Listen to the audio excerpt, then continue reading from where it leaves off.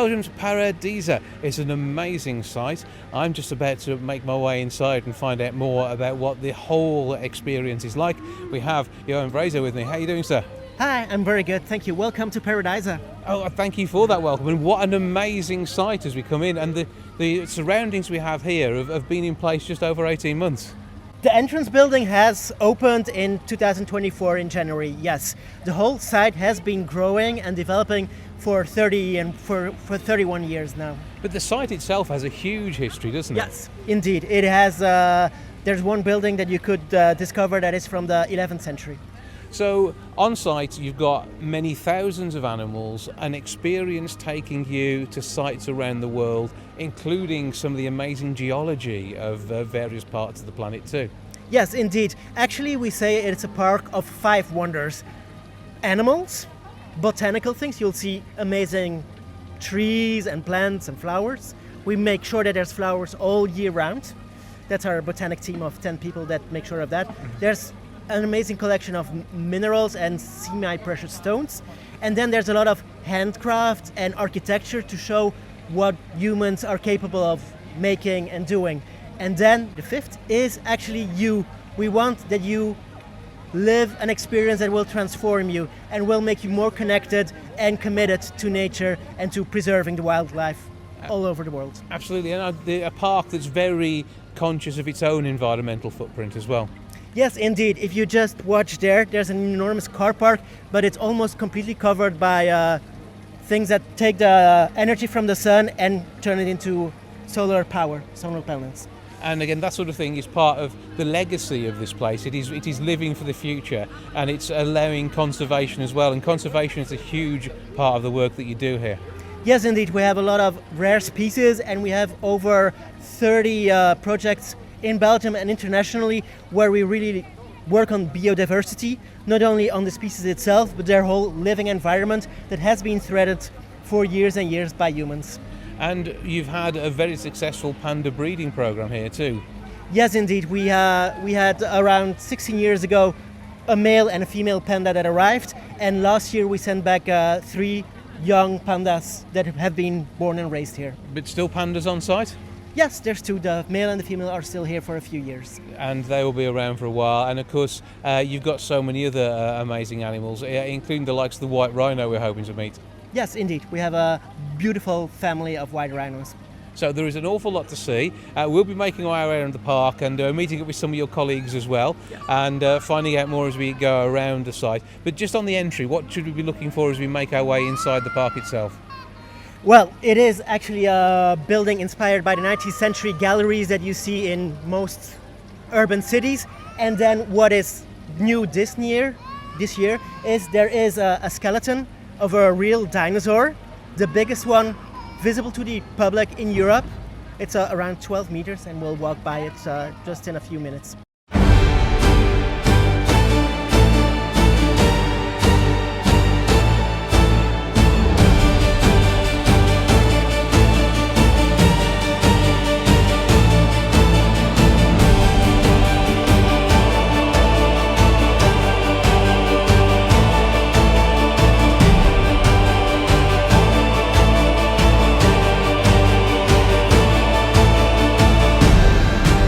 Now we've moved on to Geraldine's Heaven, which is a part of the site which looks after wild animals who are brought in from across the whole of Belgium. Yes, indeed. Once you have walked in through our entrance, you'll see on your right side the Wildlife Hospital and Revalidation Center, Geraldine's Heaven, that we have here. And I want to present you to a very special animal. It's Karim. It's a little hedgehog, the smallest hedgehog that we have currently. And she had a trauma on her head, which you see in her front, and also her dental system was broken down. So now she has special feeding that she gets, like more liquefied foods. And she has an appointment with our dentist later to check how we could repair her mouth and teeth. And how long might an animal like this spend with you as part of his recuperation? It can be from a week to months that the animals stay here, because it's really like we work together with different animal center, wildlife centers in Belgium, and it's their worst cases that come here that needs the most attention, the most special care. And you were saying, just as we were on our way in, an animal like this might be injured by a vehicle, or it may be even one of the automated robotic lawnmowers these days. Yes, exactly. They're really big threats to these small, cute animals. Yeah, and I say that can affect any number of pieces of wildlife, couldn't it? I mean, something as big as a hedgehog being hurt obviously shows that the level of danger in these lawnmowers. Yes, indeed. And for that, this is a nocturnal animal. Mostly, there is a recommendation to, if you use an automatic long machine, to use it by day and not by night, because then there are less animals that could get hurt. Mm-hmm. So there's another hedgehog here as well, I believe? Yes, there's another one that has been around here longer. Now this one, Karine, has 350 grams. And there was one that came in at 100 grams and now has reached 850 grams. And Sylvie will just put Karine back to her little residency temporary here and show Châtaigne. But the hedgehogs are amazing. There are many other creatures as well. We have a buzzard in at the moment, and there's an owl. So there's a wide variety of animals coming from all over the place. Yes, indeed. There is like a lot of variety of animals, and it's sad that the hedgehogs are now nearly threatened, so they're really in danger. So it's good to think about that in your home situation too, like how you can take care of domestic animals too. And that's a big part of the commitment of the park to animals everywhere. And it's also about, I suppose, the type of food that they eat as well, and the availability due to the way that we've changed our environment with gardens. Yes, of course. Yes, so all that comes into play. Yes. Right, there's a hedgehog emerging over here. So you see this is a very large hedgehog. From 100 grams up to 850, and that's through the care and attention. How old would we say that hedgehog is, and was its age part of the reason why it was quite light when it arrived? Yeah, it came in as a baby. C'était un bébé quand elle C'était un est petit arrivée. bébé qui avait un problème de prolapsus, donc elle a été opérée. Et maintenant, ben voilà, elle va très bien et on va pouvoir la relâcher prochainement. Le problème, c'est qu'ici on arrive à l'automne, donc à l'automne on ne pourra pas la relâcher, on va attendre le printemps. Yes, so she came in as a baby with a prolapsus problem, and that was taken care of. And now she is like healthy and grown. We could release her now, but it's actually now the season. It's transforming, so they will be kept by the wildlife center where it comes from over winter to be released in spring. And then it can get used to foraging itself. Yes, and yes. I assume there's training that goes on when they're here as well. They're allowed to forage like they normally would in the wild. Well, here they're kept in a small environment to really be able to check up on them, because they're really like fighting for their life here, and we're fighting for their lives with them.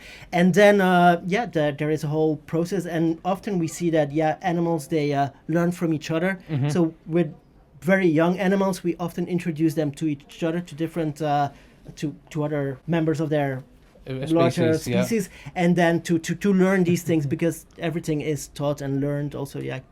There's instinct, but there's also a lot of learned behavior. Well, it's brilliant work that's going on down here in Geraldine's Heaven, so absolutely fantastic. Lovely to see the animals, and keep up the good work. Thank you. Merci beaucoup.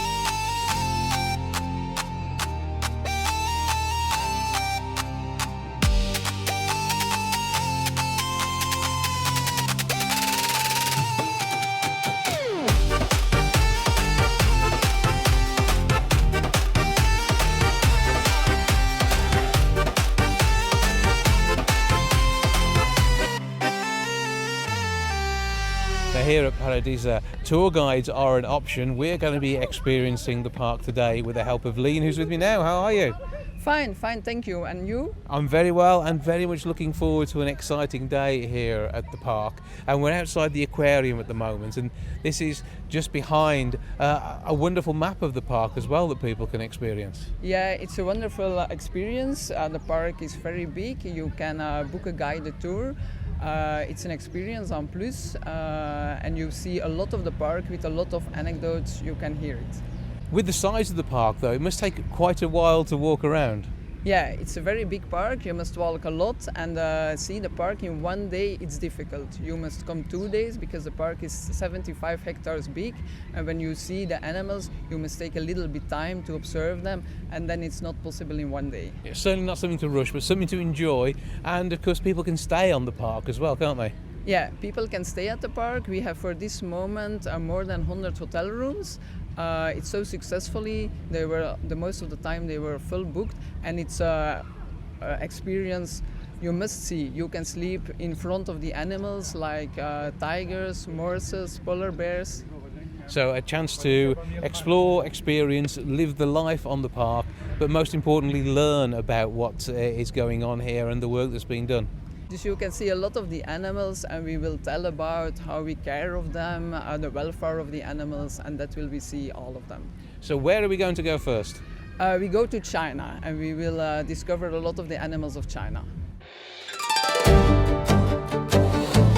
Now, Leen, we've arrived in the Chinese world, which is the first one to be developed here at Pairi Daiza. Yeah, in 1994 the park started as Paradisio, and it was just only a bird park. And after that there is built a world, and one of the first worlds is China. And we are here now in China, and we stand here by the golden monkeys. And they are enjoying the outdoor part of their environment, and they're actually in what looks like a little Chinese temple up there. Yeah, that's special for the park. Everything in China is built authentic. Just we built everything like the Chinese culture, like the monkeys need for them to stay. You see also the rocks, the water is falling because they live in the wild where it's also a little bit cold. And when you look very good, they have a gold fur and blue teeth. Have you seen it? And so it's difficult to see from this distance, but we have a monkey on the background here, showing the colour of the face and the way that they are a cute animal. But I should think you don't want to get on the wrong side of one of them. Yeah, it looks cute, but it is not good. It has very large teeth. And it's also an animal who is very endangered in China. Mm-hmm. In the wild, there are just living 4,000 of these animals. And because of that, we have random of China, and they are here in a breeding program. We have 1 male and 2 females. And we hope as soon as possible we have a little golden monkey. That would be amazing. And again, it adds to the amazing work the park has done, bringing so many creatures into the world of conservation and bringing families of animals. And so the park itself, above us we have a walkway, so you can actually make your way through and see more of the experience. But also even walking down to this, things like the path you were saying has actually been hand created by a team that came over from China. Yeah, in every world, we are now in China, everything is authentic. That will say the materials are coming from China, and everything in China is built by the Chinese people. We have pads in China with little stones, and every stone is put by a Chinese worker in the pad. And we're now due to move on and meet up with the pandas, I believe. Yeah, we go to the pandas. So Leen, behind us we have a sleeping male panda.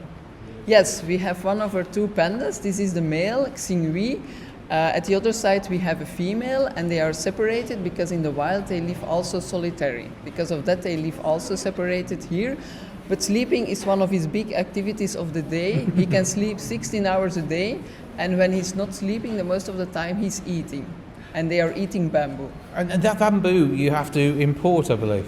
Yeah, we import the bamboo, and the most of the bamboo is coming of France, and the other part of the Netherlands.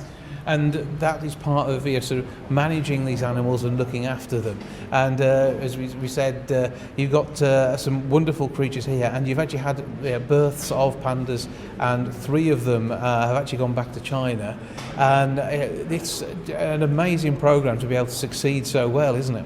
Yeah, it's an amazing program, and we are very successfully. We have 3 birds, like you said, and the first one was a male, the second one were twins, a male and a female, and when they are 4 years they go back to China, and it's in function of the breeding program to have them with more in China, and we hope as soon as possible we have another baby, but it's not so easy by giant pandas because the female, she's just 3 days a year fertile, and in the 3 days it must be happen. And here in the park it will be happen with insemination because it's difficult. That though is part of the way that you work here to help this species continue, and as I say, it is very severely in danger. Yeah, they are in danger, but with all the success of the breeding program, they will progress in the positive direction. Just seeing them here, though, I mean, that is so special, and just seeing people reacting to seeing the female panda out there, it's just phenomenal way it draws people in. Yeah, people like them because they look cute, and it's because the painting of the eyes, they have little eyes, but around the eyes you have a big black hairs, and because of that they are looking very cute, and people want to cuddling with them, but they are very dangerous. Yeah. So we'll keep a distance, but we'll keep enjoying seeing them here.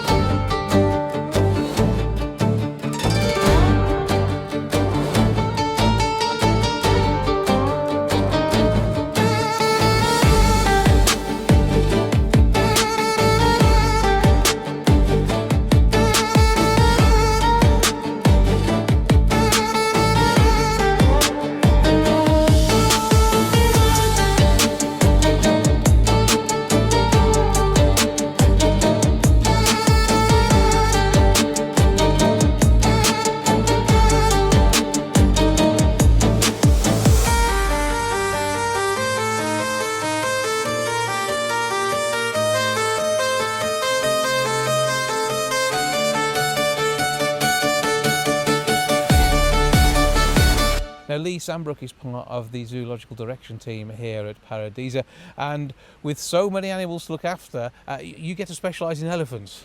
Yeah, my career has always been based on elephants. So I started working elephants almost 40 years ago, and eventually came to Pairi Daiza, which holds the largest herd of Asian elephants in Europe. Now, absolutely amazing. There's the largest of a lot of things here, so that's not too much of a surprise, but it's a big part of the conservation, understanding them and giving them the best life, isn't it? Yeah, I mean, that's what we aim to do with every species that we have in the park. Some are obviously more challenging than others, but we'll always rise to that challenge. But the aim of the park itself is the conservation of species. So yeah, we do our best, whether it's with regards to the day-to-day care of the animals or whether it's through in situ or ex situ projects. And what sort of projects do you bring in here? Because it is quite wide-ranging, isn't it? It's very wide-ranging, and it's very difficult to kind of identify certain projects that really you have to prioritise. There are so many projects that we could be involved in, but what we have here in Pairi Daiza is we have a foundation that's set up to identify projects, in situ, ex situ projects, and we then discuss those projects and aim to support the ones that we feel that we can really help with. And an important thing here is genetic diversity. So whilst you may have a small colony of some animals here, you're then exchanging them around the world to make sure that we get good biodiversity. Exactly. I think a lot of people that come to institutions that hold animals don't realise that the animals within the institutions are part of a huge global breeding programme. So we are part of a European programme, but we also will extend into a world programme as well. So things like the giant pandas, or for instance, golden monkeys or polar bears, elephants, they're all part of a huge breeding programme within institutions to maintain those as a species and also obviously help them in situ projects. And you're working with parks and zoos of all sorts of different sizes across the globe? All over the world, yeah. We are part of a huge team that support wildlife. Now, obviously, you're actually slightly different to the other ones I've been hearing around the park today. What brought you from the UK? I'm not quite sure how you noticed that, but it's quite subtle. no, I'm from the UK. I'm a London guy. I came here just over 7 years ago. It's an incredibly exciting place to be. Just again, with my background with elephants, you're not going to work with such a large herd of elephants anywhere other than perhaps the US, but it's just an amazing place to be. And when you talk about the size of the herd of elephants, how does that compare to a herd in the wild? To be honest, unfortunately, it's with the situation with elephants is that you can have very small pockets of Asian elephants now in the wild because of deforestation and so on. They're fragmented into smaller groups, so you can have if you want to term it as a herd, you could have 5, 6, 7, 8 animals, whereas we currently have 17 at the moment. Whereas years and years ago, you would have herds of 150, 200 animals. So it shows how bad the situation is for these animals. But equally, how important it is the work that you're doing here. Definitely. I mean, it's not just maintaining a captive population of elephants. It's also contributing to things like the elephant herpes virus, which is a virus that attacks very young animals between the ages of 2 to 10 years of age. This is not a captive virus. This is a virus that's been around for millions of years, and through how our kind of relationship that we have with the elephants, we're able to help with research projects to try and find a vaccine or a form of treatment to save baby elephants. So it's wide-ranging what you do. It's an environment which allows the public to understand those stories, and it is about telling stories, isn't it? Yeah, I mean, I think at every opportunity, it's really important that we do tell the kind of stories of what we do, because visitors that come to the park see just one small aspect of what we do. They have a great day, they get to see some amazing animals, but underneath that is some very important work that we do, and it's important that we tell that to the people and say, look, these animals are not just here for you to see, they're actually part of a bigger plan. So long may that work continue, many more years working with Asian elephants for you, and enjoying your time here. I would say it's getting bigger and encompassing more animals as they look to the great work that's been done. It's just a wonderful environment, isn't it? Thank you very much. Yeah, it is. Every day is a challenge, but a great challenge. So here we are in Africa, and we have white rhinos behind us. Yes, we have one of the types of the white rhinos here in the park. We have the white southern rhino. He's also endangered, and he's endangered because of the hunting for his horn. They will catch them and they will die them. But we have a species that we don't have in the park, the white northern rhino, but we have a project with our foundation to save them. Because in the wild we have just 2 females who are alive from the northern white rhino. And we will save them to try to catch oocytes from the females and a sperm who was frozen from a male, because we have just 2 female in life, and we try to make an embryo and place it in a surrogate mother from the southern white. And that's what we will try to do to save the northern white rhino. And when you're looking at these species that are so critically endangered, again, it's the importance of work here and in other places that make the difference. But it's also about people seeing these animals so that they talk about them, and that it's, again, part of their life story. Yeah, it's also important for this species, the southern, because for the moment they were also hunting for the horn. And we talk about it, we do education for the people, also the people who do it, and we try to tell them the horn is not something like ivory, it's keratin, and it's like our hair and our nails, and it will grow back, and hunting for them is not good, so we must save them. Absolutely. Well, that work is part of the ongoing awareness that is part of the places like this, and again, why it is so important that we see these amazing creatures, and they're majestic. I mean, they are huge, aren't they? They are very huge, and we are also in a successful program, because by the southern white rhino we have a very successful breeding program in the park. We have this year, the 2nd of January, we have a bird of a female, Nova, but for the moment she's staying inside with her mother, because now we see the male in backwards, and here in front we see a female with her son, Willie, from less more than 2 years old. And that's, but that is a huge animal for 2 years old, isn't it? They grow very quickly. Yeah, it grows quickly, and it can also run very quickly. It can 40 kilometers an hour, can it run? The show must run very fast, and they are living in big colonies together, and because of that they have no other animals who will catch them when they are in big colonies. So they're almost the top of the chain when it comes to food. A little bit. When a small one is alone, a tiger or a lion will catch them, but when they are in big colonies, they have no threat, no, for other animals. And the work that you're doing with the breeding program, and as you say, the artificial insemination to keep this species alive, this is part of working alongside other organisations as well. Yeah, we have in our foundation, it's an international thing, we have more than 40 programs here in the park, also by the morses, the elephants, the red panda, and we try to do more to have the the animals, to save them and to have them back in wild. Seeing that in action is something that people often miss out of. Sometimes it's a documentary on TV, but here they can actually talk to the people behind these programs. Yeah, we have also something of the foundation. You can also buy a report with all our projects. You can support the projects by booking a guided tour or something like that, parentship of an animal, and then you do something for the foundation, and we use it to have the animals back in the wild or to protect or to save the animals. And can people find out about that foundation online?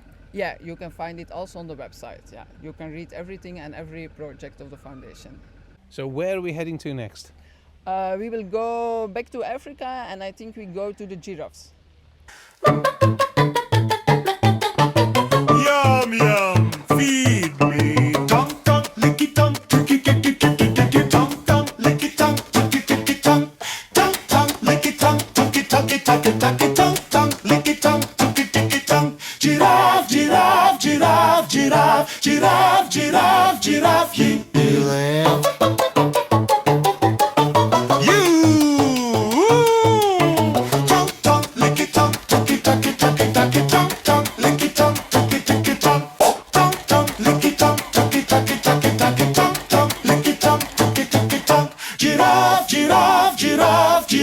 Giraffe, giraffe, giraffe, yip.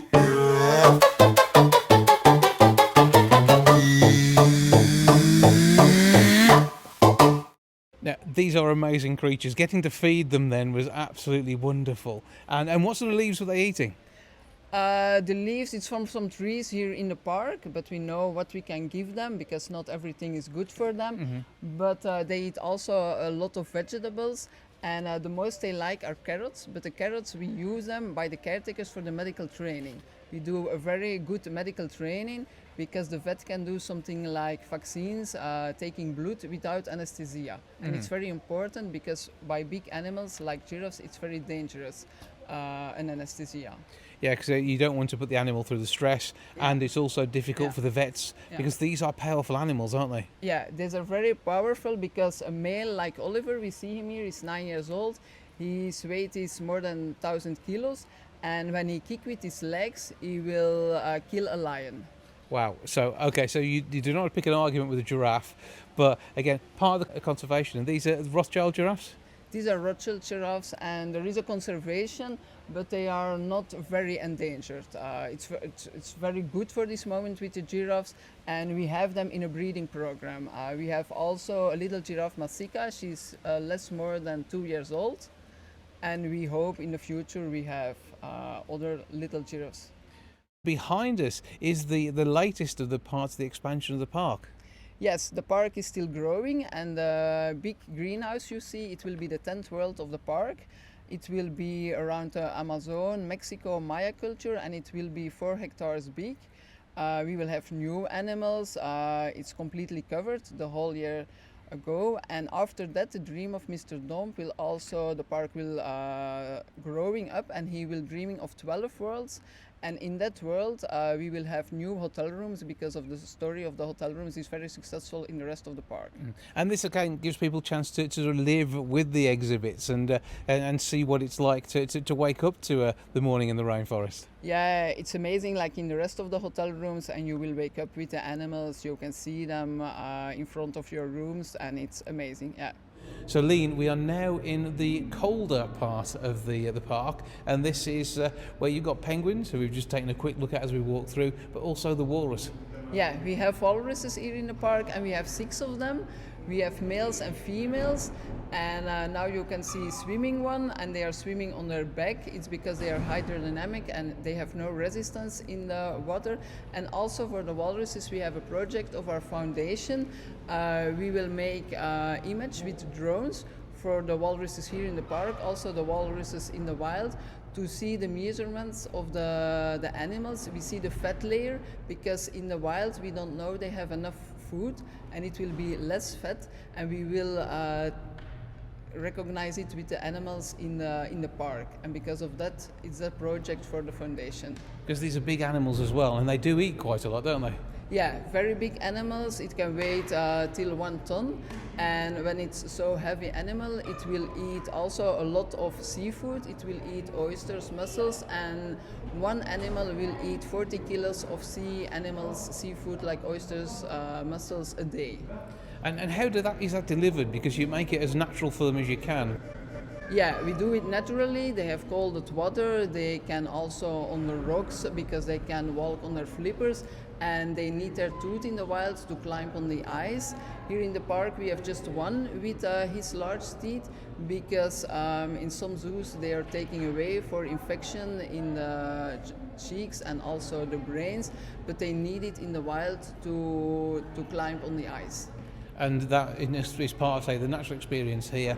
And you're looking at the fact that they use their beards to help find their food. Yeah, they needed to find the food because Europe has done a test with these animals. When you cover the hairs, they will not find just on the side the food, but when you cover the eyes, they will find all the food with their hairs. Yeah, it's necessary in the wild. Well, they're amazing creatures, and it's just so fantastic to see them sort of swimming past here. Yeah, they are swimming very fast. You see them, and we have also the chance. 4 years ago, we have a bird of a walrus here in the park, and he's swimming with the rest of the 6 other animals. Now, we've stopped off in one of the rooms that people can hire, and this is where we have the penguins, who are absolutely amazing, swimming past the window. Yeah, it's one of our nice rooms. You have the view with the penguins, and also when you stay in the park, we have 3 worlds where we have rooms, and you can walk 24 hours in the 3 worlds. You can see the animals by night, and also when you stay, you have included a breakfast and a dinner. And in the morning, there are also exclusive feeding moments with the caretakers. And this is something which is so special because, I mean, you've got the park you can enjoy at night time, and you get to see the different cycles of the animals and the way that they behave at different times of day. Yeah, it's a nice experience because we have wolves, and in the night and in the morning you hear them crying. It's an experience you have not during the day in an animal park. And the penguins themselves here, I mean, we've got snow falling from the ceiling. They're able to sort of relax in an environment which is just so much like they would enjoy if they were out in the wild. Yeah, they are everything they like in the wild. They have cooled water, they have falling snow and ice, and we have 3 different species in here. We have the king penguins with the yellow cheeks. We have the gentoo penguins, the fastest swimmers, and then we have the little one with the yellow feathers, the rockhoppers. And these are actually breeding pairs as well. Yeah, these are in a breeding program, and this year we have by the king penguins, we have a little baby, and the parents are very well caring for him, and he's doing very well. Well, it's amazing to see this. So this is just one of the rooms that you have Yeah. that you can actually stay in here, because there are other experiences as well. Yeah, you can stay by the Siberian tigers, by the polar bears, the walruses, also by the bears and the wolves, the stellar sea lions, but every room, it's an amazing experience. It's a dream. You will come back. So, Leen, we're looking at brown bears, and they are currently bounding towards us at the moment because they know they're not far off feeding time. No, it's not far off feeding time. They are running now. They know it. They know when they are feeding. And we have 11 brown bears, and they are living together with the grey wolves. It's especially they live together. In the wild they will not live together, but we have put first the wolves into the territory. They can find places to hide, and after that we have placed bears by them 2 by 2, and of that it will going very good. It were big bears, very good climbers, very good swimmers, and they have claws of 10 centimeters. Very dangerous. And they are, again, huge animals. Now, where do they originate from? They come a lot in Europe, but also Canada. You can see them. You see them on a lot of places. But they are also from other zoos. We have males and females, and they are living together, and the males are castrated. So these aren't part of a breeding program, but they are, again, part of that effort to again educate people about the animals of the world. Yeah, we will educate the people, and we will let them see how big they are, how dangerous they are, and educate them, schools, people of the bears. Yeah. And this is another one of the opportunities to actually stay in a room which overlooks one of the enclosures. Yeah, you have a beautiful room, a full moon lodge, and you have a very nice view over the bears and the wolves, and the room, it's amazing.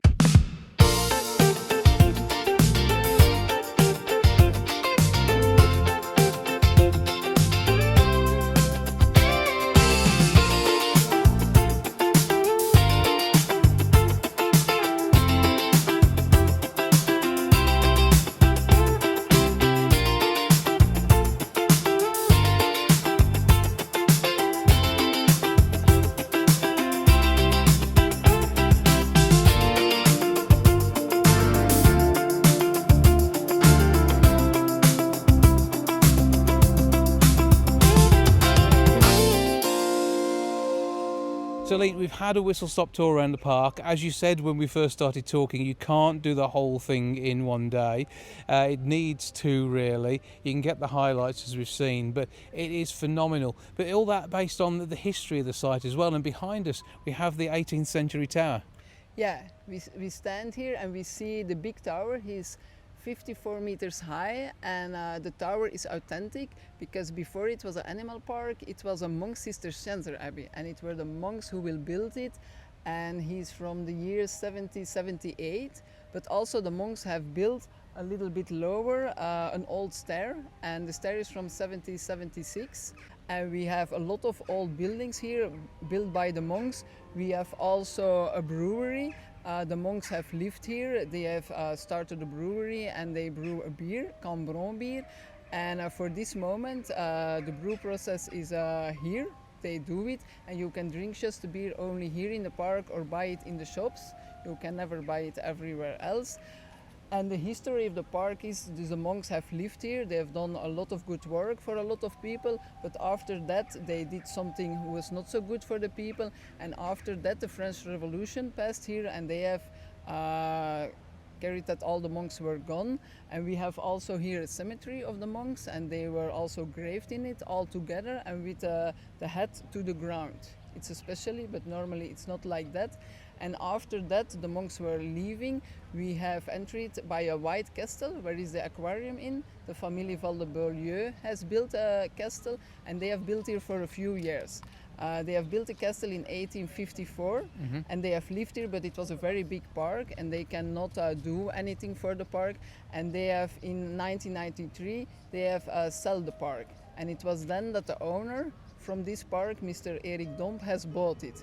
And in 1994, he started his dream. He has started Paradiso. It was first a bird park, and after that, he has built world by world. In 2010, the name is changed to Pairi Daiza, and then more worlds. And now this year, we are 31 years. The park is existed, and it contains 9 worlds, and we have around 8,000 animals and 8,000 species. Well, it is absolutely, truly phenomenal. It's a sight to behold, and there is so much more to learn about this place, isn't there? Yeah, we have also from authenticity, we have here in the park, it's especially an authentic steam train. You can take him this afternoon, and it's originally restored. All the locomotives are restored in England, and the wagons are restored here by pensionate people and people who love the trains.